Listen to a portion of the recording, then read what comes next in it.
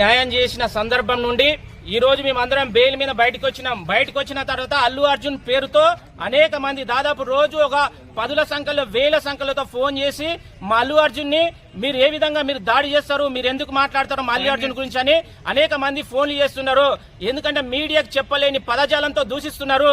అల్లు అర్జున్ యొక్క వాస్తవ నిజ స్వరూపాలు ఈ తెలుగు రాష్ట్రాలకు ప్రపంచానికి తెలియని ఆలోచనతోనే మేము ఎవరైతే మాకు ఫోన్స్ చేసిండ్రో వాళ్ళందరి యొక్క చిట్టా తీసుకొచ్చి పోలీస్ స్టేషన్ లో సబ్మిట్ చేసినాం, కేసు పెట్టినాం. అల్లు అర్జున్ గారు మీరు ఇప్పటికైనా ఆలోచన చేయండి. మీరు పెద్ద గొప్పలు గారు. ఒక బిడ్డకు న్యాయం చేయలేని సందర్భం నుండి మేము ఉస్మానియా విద్యార్థులుగా మేము వచ్చి మేము న్యాయం చేయించినాము. నీవు కక్ష సాధింపు చర్యలు తీసుకుంటున్నావు. నీవెన్ని కక్షలు పెట్టినా, ఎలాంటి మందితో ఎన్ని రకాలుగా తిట్టించినా ఖచ్చితంగా నీ మీద పోరాటం చేస్తాం. బిడ్డ ఒకసారి ఆలోచన చేయి. మేము 15 మంది వస్తే నీ పరిస్థితి ఘోరంగా ఉంది. ఉస్మానియా యూనివర్సిటీ తెలంగాణ కాకతీయ ఈ తెలంగాణలో ఉండే 30 లక్షల మంది విద్యార్థులు నీ ఇంటి మీద వస్తే తట్టుకోలేని పరిస్థితి. న్యాయం ఎటువైపు ఉంటే అటువైపు ఉస్మానియా విద్యార్థులు ఈ తెలంగాణ విద్యార్థులు ఉంటారు.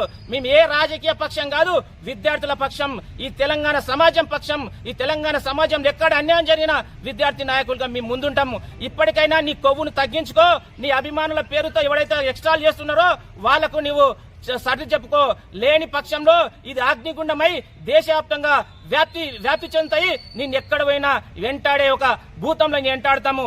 ఉస్మానియా విద్యార్థులుగా ఇప్పటికైనా రిక్వెస్ట్ చేస్తున్నాము, నీ అహంకారాన్ని తగ్గించుకో. లేని పక్షంలో ఇంతకు 10 చూడాల్సిన పరిస్థితి భవిష్యత్తులో ఉందని హెచ్చరిస్తున్నాం.